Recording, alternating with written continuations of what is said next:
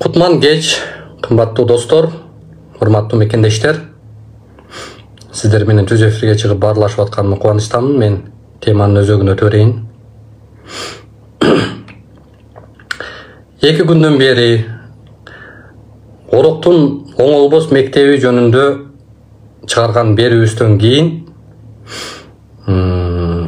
айтылган сөздөрдү, пикирлерди, көз караштарды, комментарийларды окуп таанышып атам. Анын ичинде ошонун негизинде сиздерге түз эфирге чыгып атам. Анткени көп комментарийларды окудум. Анын баарын мен ал жактагы объективдүү, субъективдүү пикирлерин талдадым. Анан туура объективдүү эле кабыл алдым. Сындап аткандыгыңыздарды дагы, колдоп аткандыгыңыздарды дагы объективдүү кабыл алдым. Өзгөчө сындап аткандарды эмне үчүн объективдүү кабыл алдым? Анткени ошол инсандын же министрдин тарапташтары, топтоштору же партиялаштары же пикирлештери экендигин да көрдүм. Ал эми алардын иши, аларга мен ой колдобогула, ой позициялардан кайткыла деп айта да албайм.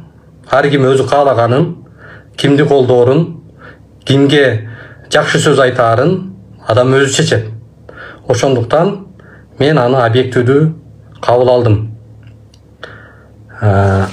Менде бир суроо жаралып атат да, урматтуу мекендештер. Ошол берүү чыккандан кийин, ошол чыгарылышты көргөндөн кийин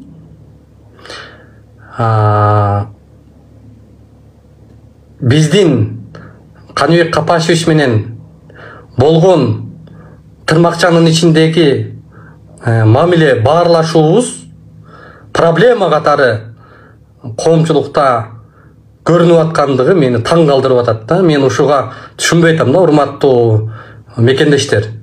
Мен ушуга таң калып атам да.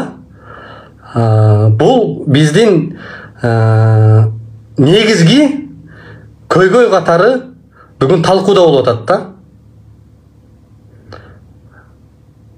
Ушул коомчулуктун, биздин коомчулуктун негизги мындай бир кандай десем, маселени көргүсү эмес, көргүсү келген нерсени көрүп аткандыгынын бир чындыгы болуп атат да, далили болуп атат да.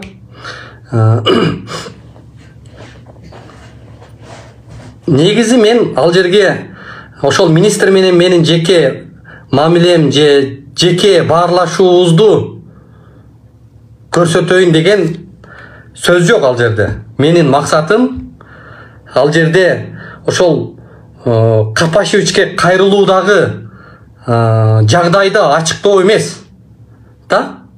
Бирок трагедия эмнеде болуп атат? Биз ошол коом бүгүн биздин ушул айрым кесиптештерибиздин, айрым ушул журналистика чөйрөсүндө, анын ичинде ошол журналисттерге акыл үйрөтүп, устат болуп жүргөн айрымдардын ушуну талдап аткандыгына мен түк түшүнбөй атам да. Ушул жерде проблема катары ошол нерсени көрүп атышат да. Мен монетанын экинчи тарабындагы жагдайды чагылдыргым келип атат. Мен ошол нерсени айтып, ошол нерсе маанилүү экендигин мен көтөргүм келип атат да, ошону көрсөткүм келип атат. Негизги маселе мен ушул жерде деп айтам да. Анан бул жерде ошол жагдай абдан ойлондурду да. Карасаң сүрөттөлүшү жалаң ошондой министрге бир блогердин, ошолордун айтымында, ошол блогердин кайрылуусу бир коомдо проблемага, трагедияга барып калып, трагедия болуп, проблема ушундай жаралып аткандыгын көрүп атышкандыгын да абдан мен түшүнбөдүм да. Монетанын ошол жерин гана көргүсү келип аткандарына абдан мындай бир айтчу сөзүм болуп атат да. Бул жердеги негизги фактор көйгөйдүн тамыры балдардын, өспүрүмдөрдүн, биздин келечектин ден соолугунда болуп атат. Проблема ушунда. Проблема бүгүн ошол берүүдөгү биз чыгарган жагдайдагы маселе бул ошол мектепте акча чогултуу маселеси болуп атат. Орто турмуштагы бир бечара 3 баласын окуткан, 3 баласына күндө жол кирени гана таап бере алган, жол кирени дагы кыйналып, 10 ойлонуп, 10 толгонуп, кыйналып, кысталып жүрүп, иштеп багып аткан ата-эненин акыбалында болуп атат проблема. Мен ошол сындап аткан айрым кесиптештериме айтам да. Мен Кудайга шүгүр. Бир чиновниктин, бир саясатчынын этегин кармап, намаз окуп, анын айтканын кылып, күч-күчтөгөн тарабына айдалган журналист эмесмин. Мен үчүн бул сыймык. Биздин команда үчүн бул сыймык. Кудайга шүгүр дейбиз биз. Биздин өзгөчөлүгүбүз ошондо. Биз ошол коомчулукта эл аралап, кайсы жерде бир бечара үнү жетпей, мамлекеттик мекемелерден жардам ала албай кыйналып аткан адамдардын маселесин чагылдыруу биз үчүн сыймык. Биз үчүн министр же министрлик маанилүү эмес. Урматтуу мекендештер, министр же министрлик биз үчүн маанилүү эмес. Биз үчүн ошо министрликке барган, биринчи этажда кире албай отурган, мүмкүнчүлүгү чектелген, ошол эле учурда кыйналып, кысталып, көп баласын окута албай, азабын чегип отурган ата-эненин арманы, ошолордун жан дүйнөсүндөгү ички күйүтү биз үчүн маанилүү. Мен министрге, ал жерге, бул жакта биздин кесиптештерибиз айтып атат да, жазып атат мынтип. Биз заранее барып, өзүн сыйлаган журналист заранее барат дагы катталып, Паланчи Түкүнчөевич, биз сизге барсак болобу, кабыл ала аласызбы деп барып заранее жазылып коюп, анан барабыз дейт. Бара бергиле. Мен силерди андай сындагым келбейт. Бирок биз ошол күнү эрте менен ата-энелер чалып келбесең болбойт мектепке. Акыбал ушундай. Канчадан бери айттык, директорго айттык, районго чейин жетти бары. Чечилбей атат маселе. Кантебиз биз келип көрсөтчү, коомчулук бул коомдук мейкиндикке алып чыгуу менен өздөрүнүн укугун коргоп атат. Биз ошол укукту коргоосуна жардам берип атабыз ошол ата-энелердин. Негизги көйгөй ушул жерде. Балдар, мына, мен эми ал көп сөз, ал берин талдап айтпай эле коеюн. Элементардуу чаң жутуп аткан бала, чаңдын арасында жүргөн адамдын ден соолугуна кандай зыян заттар, кандай ооруларга чалдыгаарын эми Google'га жазсаңыздар айтып берип коет, чыгат. Тизмектеп чыгат. Ошол эле учурда тарбиялык багыты балдардын, тазалыкка болгон мамиле. Бул негизги көйгөй да. Биз ушуну талдабайлы, урматтуу журналисттер. Мени сындап аткан журналисттерге сабак берип аткан устаттар. Ушуну көтөрбөйсүңөрбү? Ушуну айтпайсыңарбы? Менин министрге орой кайрылып койгондугумду жазып өлүп алгыңар келип атпайбы? Муну ойлонгон адамдар, талдаган адамдар, медиадан жакшы сабаты бар адамдар Басым беріп қойды ал берүүгө, ал жердегі негизги көйгөйгө. Биринчи ким провокация калдырды? Ким кимди алдады? Ким эмне деп сүйлөдү? Ситуацияны кайсы жака бурууну каалады? Бул суроолорго жооп бар ошол передачада. Ошол жерде көрүнүп турат. 2,5 саат, 3 сааттык берүү болду ошол жер. 3 саат ошол министрдин босогосунда турду ошол кезерип, күтүп. Жок деп койгон министр кабинетинен чыгып калды. Ал боюнча деталга кирбей эле коеюн. Бирок мындай внимательно талдап, кыйындын, монетанын экинчи тарабындагы акыбалды да көрүп койгула да. Эгер калыс болсоңор. Ошондуктан бул жерде биздин коомчулуктун трагедиясы ушунда экен да. Ошон үчүн биз ушундай акыбалда жүрөбүз.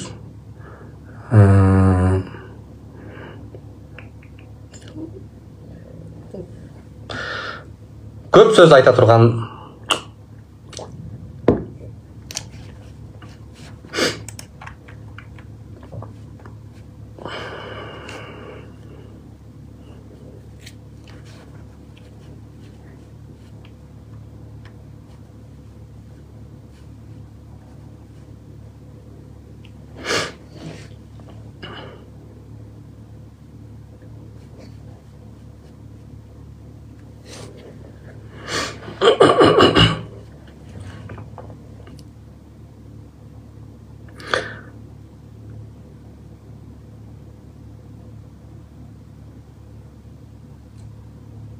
Жетишпей атам, аябай көп комментарий жазып атасыздар. Ошондуктан урматтуу мекендештер, урматтуу кыргызстандыктар, мен үчүн, аягында айтам да, мен үчүн кайсы бир саясий топтун же кайсы бир саясатчынын этегине намаз окуп жүргөндөр же ошонун тарапташтарынын алаканча колдоп, ошолордун алкышын алайын деген максат жок. Мен түк андай максат койгон эмесмин. Менин максатым кайсы бир, дагы бир жолу айтам, кайсы бир саясий партиянын же саясатчынын алкышын алууга эмес, ошолорду колдоп жүргөндөрдүн колдоосун алууга эмес. Мен үчүн эң маанилүү максат бул карапайым элдин, ошол бечаралардын,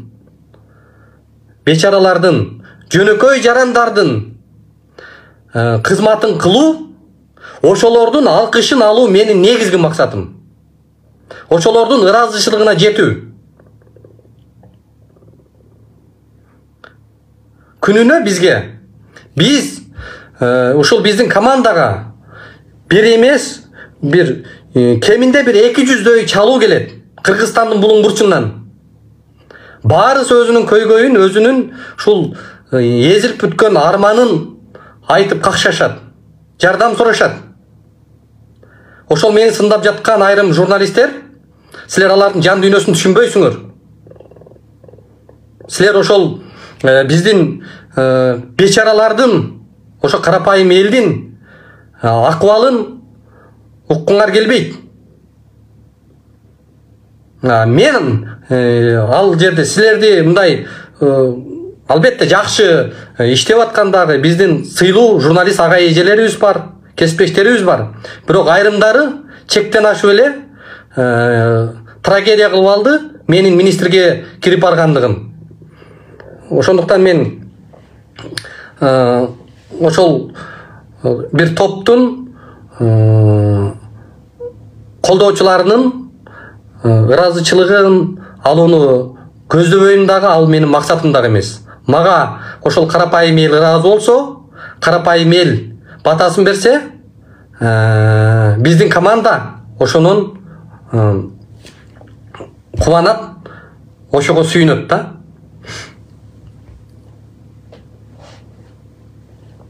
Ошондуктан Албетте биз жалгыз болуп атабыз, командабыз аз.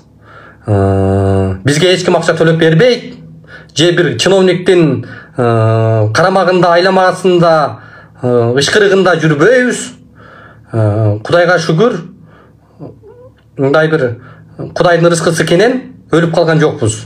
Бирок биз бул жерде ошол элдин ар бир мага чалып аткан ар бир кишинин чалуусун мен абдан маанилүү маани берүү менен кабыл алганга аракет кылам.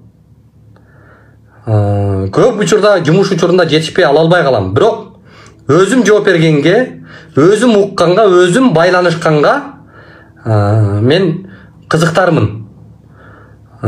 Биз үчүн министр эмес, биз үчүн ошол карапайым бечара маанилүү. Ошондуктан биз министрлерди ээрге отурганда эле мактап, жактап, пакта коюп, кошоматтанып, же ага көзүнө көрүнгүбүздү келтирбей эле коелу.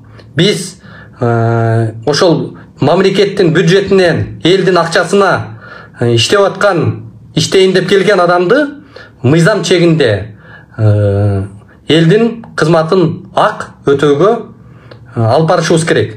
Эмнеге мен бул жолкусунда министрге бардык? Себеби ошол Ороктогу мектепти биз буга чейин 4 ай мурда сентябрда барып тартканбыз, чагылдырганбыз. Ошол акыбалды көрсөткөнбүз, бирок ошол бойдон өзгөргөн жок. Бүгүнкү күндө ошол мектептин директору, администрациясы, билим берүүнүн администрациясы биригип алып, мага карата ар кандай нерселерди уюштуруп, ата-энелерге ар нерсени айтып, бүгүнкү күндө эмне менен алек болуп аткандыгы тууралуу маалыматтар келип атат. Ошон үчүн бир министрлик, ошол билим берүү министринде бирөөсү бир мектептин жетекчисин жоопкерчиликке тартып, мыйзам чегинде ошолорго катаал чара көргөндө башка 2000ден ашуун мектептин директоруна сабак болот эле. Ошолор токтотмок. Ошол мыйзамсыз, баш мыйзамды, президенттин сөзүн тебелеп аткан акыбалына мындай балта чабылмак. Мына президент деле айтты, мектептерде акча чогултууну токтоткула деп министрге чоң тапшырманы жүктөдү. Биз ал жерге жеке мен өзүмдүн көйгөйүмдү айтайын деп барган жокмун. Биз ал жерге ошол элдин маселесин району айтпаган, директор айтпаган ошол министрге сөздөрдү, ошолор билгизбеген көйгөйдү биз министрге көрсөтөлү, министрге ошону айталы, министр ошонун кабардар болсун деген максат менен бардык. Ак жүрөгүбүз менен бардык ошол жерге. Анын баарын эми деталдуу сиздерге айтканга убакыт көп, бирок талдачулар талдап койду көрсөтүүнөн кийин. Ошол эле учурда дагы бир жагдайды бүгүн көрүп калдык да интернеттен. Мына кече эми ал өзүнчө соттордун чечими, соттордун бүтүмдөрү өзүнчө маселе. Бирок мен президенттин бүгүн жумуш убактысына карабай туруп барыптыр Ак Ордодогу жанагы келиндин үйүнө. Келиндин үйү сүрдүрүлгөн үйгө өзү барып акыбалын сурап кетип атат. Биз барып атабыз министрге. Босогосуна барып атабыз. 3-чү этаждан 1-чи этажга түшүп 5 мүнөт акыбалды сурап койгонго боло эле элдин. Жарашабы эле? Сиздер мактап аткан министр. Сиздер алкып кол чаап аткан министр ошол нерсени кылып койгонго боло эле? Президент келип ошол бир бечара аялдын акыбалын сурап кетип атат. Министр 3-чү этажда мени жок деп кой деп тапшырма берди. Кандай болду? Бизге барсак жок деп коюшту. Случайно чыксак үстүндө жүрөт. Биз ал жерге бул билим берүү министрлиги абдан маанилүү, абдан стратегиялык чоң, мааниси зор министрлик бул жер. Кыргызстандын эртеңки келечеги аныктала турган министрлик ал жер.